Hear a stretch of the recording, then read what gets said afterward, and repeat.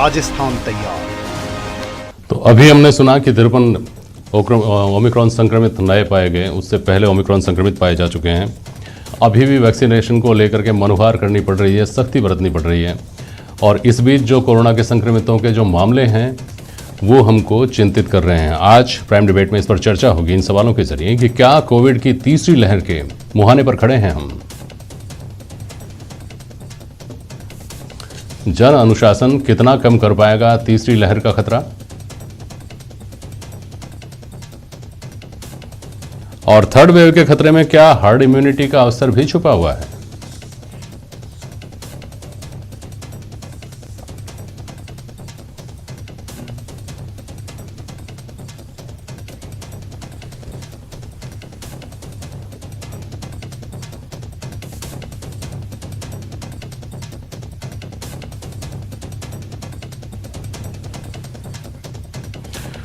हमारे साथ स्टूडियो में स्वर्णिम चतुर्वेदी जी हैं, कांग्रेस के प्रवक्ता। अवधेश अकोदिया साहब हैं, वरिष्ठ पत्रकार। आशीष चतुर्वेदी जी हमारे साथ भारतीय जनता पार्टी के प्रवक्ता जुड़े हुए हैं, और डॉक्टर दीपेंद्र भटनागर हमारे साथ जुड़े हुए हैं। भटनागर साहब, पहले मैं आप सभी का बहुत स्वागत करता हूं। स्वर्णिम चतुर्वेदी जी, दूसरी लहर के दौरान खास तौर पर कहर देखा गया पूरे देश में भी, और प्रदेश में आप लोगों का दावा है कि बहुत बेहतर इंतजाम किए गए, जिसको माना भी खैर लोगों ने। अब राजस्थान किस तरह से मुतमईन हो सकता है कि अगर तीसरी लहर आती है तो उन तमाम जो चुनौतियां थी दूसरी लहर के दौरान, उनके लिए हम तैयार हैं। स्वर्णिम चतुर्वेदी जी, देखिए जेपी जी, जो दूसरी लहर के दौरान जिन जिन चीज़ों की हमने कमी देखी थी, और वो खास करके जब ऑक्सीजन का सप्लाई हमें नहीं हो रही थी, राजस्थान को दी नहीं जा रही थी, तो आज वो उससे कमी को दूर किया गया है। राजस्थान में अलग अलग जगह प्लांट्स लग चुके हैं। लेकिन सबसे बड़ी चीज़ ये है कि पिछली लहर में भी जो कमी हमारे पूरे देश में रही, जिसके कारण हमारे हजारों असंख्य लोग चले गए दुनिया छोड़ करके, वो ये था कि वैक्सीन उपलब्ध होने के बाद, वैक्सीन आ जाने के बाद भी हमने वैक्सीनेशन पर उस वक्त ध्यान नहीं दिया। आज भी हमारे मुख्यमंत्री महोदय बार बार चेता रहे हैं, बार बार रिक्वेस्ट कर रहे हैं कि आप बूस्टर डोज लगाइए, क्योंकि ये वैक्सीन ऐसी है जो लाइफ टाइम चलने वाली नहीं है, ये एक सीमित समय के लिए होती है। अब इसमें 2 डोज लग चुकी हैं, सब जगह पे बूस्टर डोज लग रही हैं तमाम देशों में जहां भी वैक्सीन इजाद हुई है। तो हम अब किस बात की देरी कर रहे हैं, हम किस बात का इंतजार कर रहे हैं, हम ये समझ नहीं पा रहे हैं। प्रधानमंत्री जी को तुरंत निर्णय लेना चाहिए कि जो बूस्टर डोज है वो सभी लोगों के लिए उपलब्ध कराई जाए, उनको लगाई जाए। तीसरी वेव आने से पहले अगर बूस्टर डोज लगती है तो निश्चित रूप से तीसरी लहर का सामना आसानी से होगा, अन्यथा ये कष्टप्रद होगा। अब जहां तक राजस्थान सरकार के कार्यों का सवाल है, राजस्थान सरकार ने जितने भी CHC PHC हैं वहां भी कहना चाहिए ICU सेंटर बनाए हैं, ऑक्सीजन बेड उपलब्ध कराए हैं, ऑक्सीजन बेडों में इजाफा किया है, बच्चों के बेड का इजाफा किया है, वो सब चीजें अपनी जगह हैं। लेकिन जब हमारे पास इससे बचाव के उपाय हैं, हाँ। एक वैक्सीन हम लगा सकते हैं, हम काम नहीं रोक सकते, हम इकोनॉमी को बंद नहीं कर सकते, शटडाउन नहीं कर सकते, तो फिर वैक्सीन लगा करके इन सब चीजों से हमें निजात पानी चाहिए। तो ये अभी निर्णय केंद्र सरकार को लेना। आशीष जी, ये अनिर्णय की स्थिति क्यों दिखाई दे रही है बूस्टर डोज को लेकर? आशीष चतुर्वेदी जी, देखिए जेपी जी, कोई अनिर्णय की स्थिति है नहीं। अगर हम बात करें तो देश में आज 146 करोड़ से ज्यादा लोगों को वैक्सीन की डोज लग चुकी है, और आज ही 3 जनवरी से 15 से 17 साल के जो बच्चे हैं, स्टूडेंट्स हैं, उनका भी वैक्सीनेशन प्रारंभ हो गया है। और देखिए आज देश में उन बच्चों को 40 लाख से ज्यादा वैक्सीन की डोजेस लग गई हैं। अब बेसिकली मुख्यमंत्री का तो क्या एक स्वभाव है कि उनको हर विषय पे एक राजनीति करनी होती है। अच्छा। और हर विषय को लेकर उनको पत्र लिखने होते हैं प्रधानमंत्री जी को। आप देखिए प्रधानमंत्री जी भी बार बार कह चुके हैं, जो हेल्थ मिनिस्ट्री की प्रेस कॉन्फ्रेंस उसमें भी इस बात को बार बार कहा जा रहा है कि जो वैक्सीन, जो बूस्टर डोज लगेगी, इसका जो निर्णय है वो पॉलिटिकल डिसीजन नहीं है। इसका निर्णय जो हेल्थ एक्सपर्ट्स होंगे उनकी राय के आधार पर किया जाएगा। ICMR ने, हेल्थ एक्सपर्ट्स ने अपनी एक कमेटी बनाई, उसकी रिकमेंडेशन के आधार पर तय किया गया 15 से 17 साल के बच्चों को और 60+ के वो लोग जो में कोमॉर्बिडिटी है, वो डॉक्टर के प्रिस्क्रिप्शन पे हम प्रिकॉशन डोज देंगे। आप देखिए मुख्यमंत्री जी बार बार भी बात कर रहे हैं यहाँ पे कि राजस्थान में सभी को बूस्टर डोज मिलना चाहिए। जेपी जी, अगर आपको ध्यान होगा तो अगर SMS ने एक सीरो सर्वे किया था अभी थोड़े दिन पहले, जहां पे ये डेटा आया था कि राजस्थान के 90% लोग जिन्होंने वैक्सीन नहीं लगाई है उनको एंटीबॉडीज उनमें पाई गई है, और जिन्होंने वैक्सीन की डोज ली है उनको 98% उनके अंदर एंटीबॉडीज है। तो मुझे बताइए कि ये कोई राजनीतिक फैसला तो रही है? ये तो हेल्थ एक्सपर्ट और डॉक्टर तय करेंगे ना कि जब बॉडी के अंदर इम्यूनिटी कम होगी तभी वैक्सीन की डोज दी जाएगी, उनको इम्यूनिटी बूस्टर दिया जाएगा। आशीष जी, मुझे लगता है अधिकृत तौर पर यह भी कब साफ किया गया है कि साहब बूस्टर डोज इसलिए नहीं दी जा रही है कि अंडर ट्रायल है या अंडर अभी विचाराधीन है, विचार किया जा रहा है इसके ऊपर, ये कब साफ कर दिया? लास्ट पॉइंट, आम आदमी की जिज्ञासा है ना, ये कांग्रेस ठीक है अपनी जगह, सरकार जो कर रही है, मुख्यमंत्री कर रहे हैं अपनी जगह। जेपी जी, मेरा एक सबमिशन ये है, देखिए आप कि देश ने के अंदर वैक्सीन की कोई कमी नहीं है। वैक्सीन 20 करोड़ से ज्यादा वैक्सीन राज्यों के पास अतिरिक्त पड़ी हुई है। वैक्सीन लगाने का इंफ्रास्ट्रक्चर देश देख चुका है। आप देखिए 140 करोड़ से ज्यादा लोगों को वैक्सीन लगाना अपने आप में भारत के लिए एक बहुत असाधारण सी उपलब्धि है। तो देखिए हमारे पास इंफ्रास्ट्रक्चर है, वैक्सीन की कोई कमी नहीं है। लेकिन ये निर्णय तो मुझे लगता है राजनीतिक आधार पर नहीं होगा। जो डॉक्टर्स कहेंगे, जो आईसीएमआर कहेगा, जो हेल्थ मिनिस्ट्री कहेगी, उसके अनुसार ही ये निर्णय लिए जाएंगे। तो मुझे लगता है मुख्यमंत्री जी को हर विषय पे राजनीति ना करके राजस्थान में जो व्यवस्थाएं हैं उस पे देखना चाहिए। हमने सेकेंड वेव में जेपी जी राजस्थान की स्थितियां भी देखिए, किस तरह से लोगों को बेड के लिए संघर्ष करना पड़ा था। और देखिए इनके जो आंकड़े हैं, 33,000 लोगों की मौत हुई है, लेकिन ये आंकड़े मात्र 9,000 बताते हैं। तो मुख्यमंत्री जी को वहां पे भी करेक्शन करना चाहिए।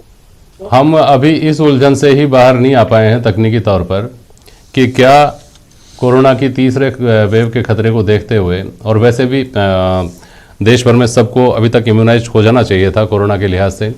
पहली बात तो सब तक टीका नहीं पहुंच पाया है, यानी लोगों का रिलेक्टेंस है उसमें, सरकारों की कमी नहीं है, लोगों ने टीका नहीं लिया है। और जो लेना चाहता है, जो व्यक्ति जागरूक था जिसने दोनों टीके लगवा लिए, और जो ये चाहता है कि अब हमें समय रहते अगर ज़रूरत है और अगर कारगर है तो उसकी बूस्टर डोज भी मिल जाए।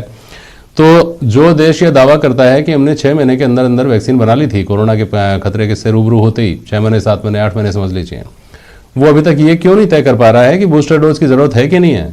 भटनागर साहब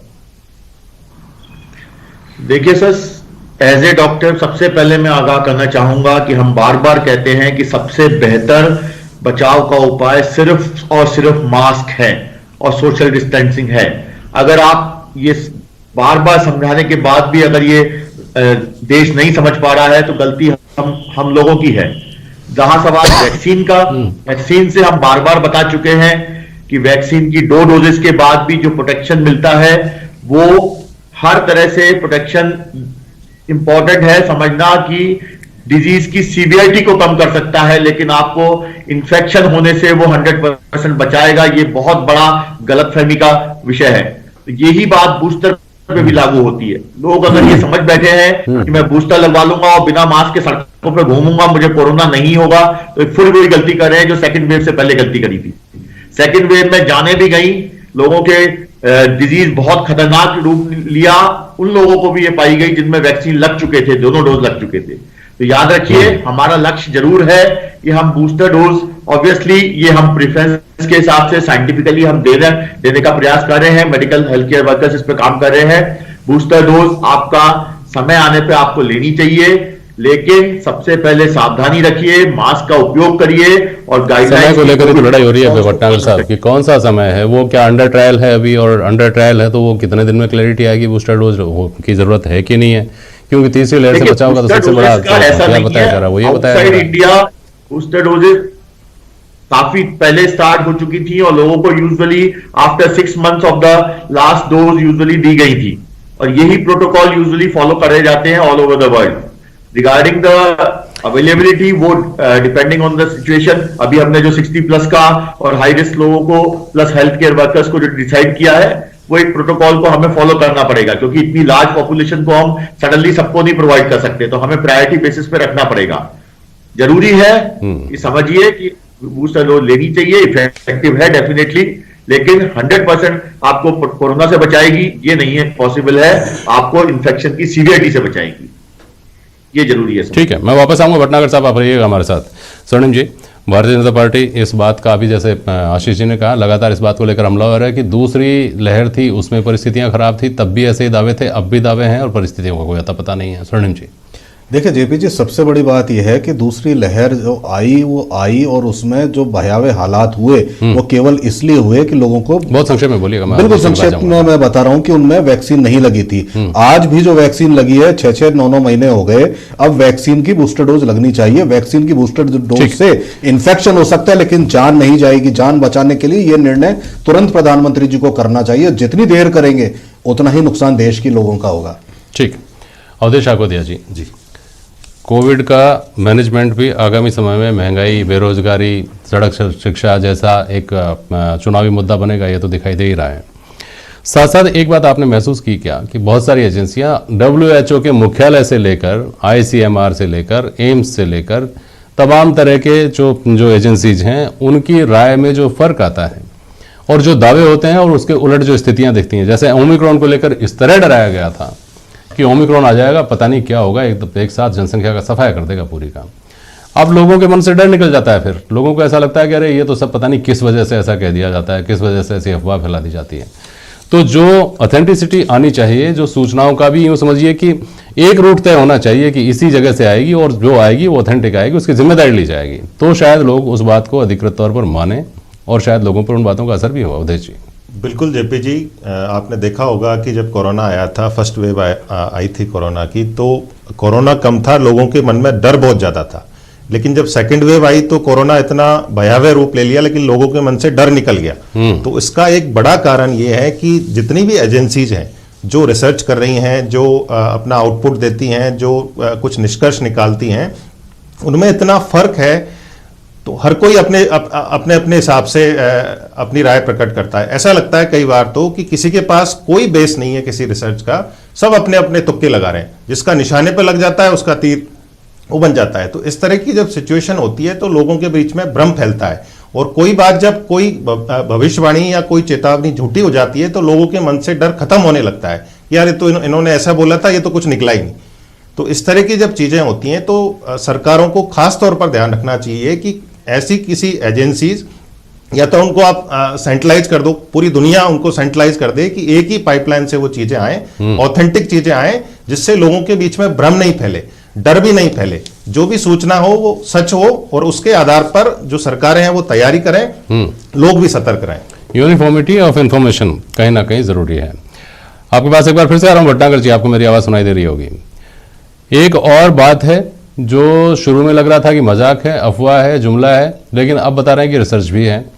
वो ये है कि ओमिक्रॉन जो आ रहा है वो दरअसल उसका फैलाव है, जो उसका प्रसार है वो बहुत तेज़ी से होता है, लेकिन वो उतना घातक नहीं है। और चूंकि ज़्यादातर लोगों को वैक्सीन लग चुकी है, इसलिए अब अगर इसका प्रसार होता है, तेज़ी से प्रसार होता है, तो ये हर्ड इम्यूनिटी लाने का एक जरिया भी बन सकता है। क्या ये बात सही है? सही हो सकती है भटनागर साहब ये बात सही हो सकती है, क्योंकि ये हम रिसर्च में रिसेंटली जो केसेस आए हैं उससे ये तो पता है कि चला है कि ये माइल्ड वेरिएंट है, इतना घातक नहीं है।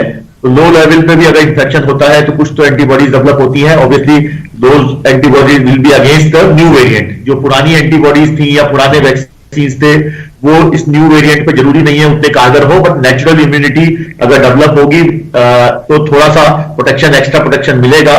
लेकिन ये जरूरी है कि समझना कि ये माइल्ड वेरिएंट है, इसका मतलब ये नहीं है कि जो हाई रिस्क पीपल है, लाइक हार्ट पेशेंट्स हैं, डायबिटिक्स हैं, 60+ है, जिनको लंग्स की पुरानी बीमारी है, उनके लिए ये घातक भी सिद्ध हो सकता है। ओमाइक्रॉन से भी हमने कुछ रिसेंटली देखा है कि लोगों की जान का भी खतरा बना है।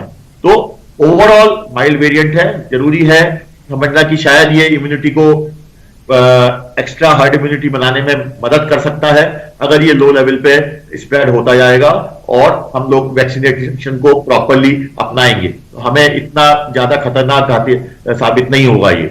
लेकिन हाई रिस्क लोगों को बचना चाहिए और ओवरऑल हम ये नहीं सोचें कि हम इसको इन्वाइट करने लग जाएं, या हो जाएगा तो क्या हो जाएगा, वो गलती नहीं करें। स्प्रेड को रोकना जरूरी है, मास्क बहुत जरूरी है, कोविड प्रोटोकॉल्स को फॉलो करना बहुत जरूरी है, ये समझना बहुत जरूरी है। ठीक बात है। अवधेश आकोदिया जी, एक महत्वपूर्ण सवाल ये भी है, जैसे हमने अभी बात की ना कि यूनिफॉर्मिटी नहीं है, अलग अलग जगह से अलग अलग तरह की सूचनाएं आती हैं, उसी तरह से जो गाइडलाइंस हैं उनमें उनको लेकर भी सवाल उठाए जाते हैं कि साहब आपने धार्मिक स्थान तो खुले छोड़ दिए और शादी समारोह में 200 आदमी और शादी समारोह में 100 ही आदमी, और आपके अगर दूसरे समारोह होते हैं राजनीतिक कार्यक्रम में, उसमें आप 200 आदमी। और शमशान अगर जाना है जहां आदमी वैसे ही दूर रहता है वहां, और जहां संवेदना की आदमी को ज्यादा जरूरत पड़ती है, संभल की ज्यादा जरूरत पड़ती है, वहां आप 20 आदमियों की अनुमति दे रहे हैं। नाइट कर्फ्यू को लेकर के सवाल उठाए जाते हैं कि नाइट कर्फ्यू सिर्फ नाम का कर्फ्यू है। नाइट कर्फ्यू में क्या होता है? सिर्फ आप वाहनों की आवाजाही है, उसकी चेकिंग। 11 बजे तो वैसे भी दुकानें बंद हो जाती हैं आजकल। तो ये कुछ चीजें ऐसी हैं नहीं है क्या जिन पर और एक्सरसाइज की जानी चाहिए और होमवर्क किया जाना चाहिए था? जेपी जी, होना तो ये चाहिए कि जो एक्सपर्ट्स की राय है, जो और अब तो सरकारें भी एक्सपर्ट हो गई हैं, क्योंकि सबको पता है कि जहां पर भीड़ इकट्ठी होगी, लोग बिना मास्क के जाएंगे, वहां से कोरोना फैलेगा। अब उसमें आप पिक एंड चूज नहीं कर सकते हैं कि यहां पर तो 200 लोग इकट्ठे हो सकते हैं, यहां पे 20 ही लोग इकट्ठे हो सकते हैं। लोग जहां भी इकट्ठे होंगे, सोशल डिस्टेंसिंग का जहां पर भी ध्यान नहीं रखा जाएगा, वहां पे बीमारी फैल सकती है। लोग बिना मास्क के रहेंगे तो ये बीमारी वहां पर फैल सकती है। लेकिन आप जब पॉलिटिकल चश्मे से देख के डिसीजन करते हैं, आपको लगता है कि ये अभी कर देंगे तो इससे कोई पॉलिटिकल नुकसान हो जाएगा, ये आप करेंगे तो पॉलिटिकल फायदा होगा, तो इस तरह की चीजें होती हैं।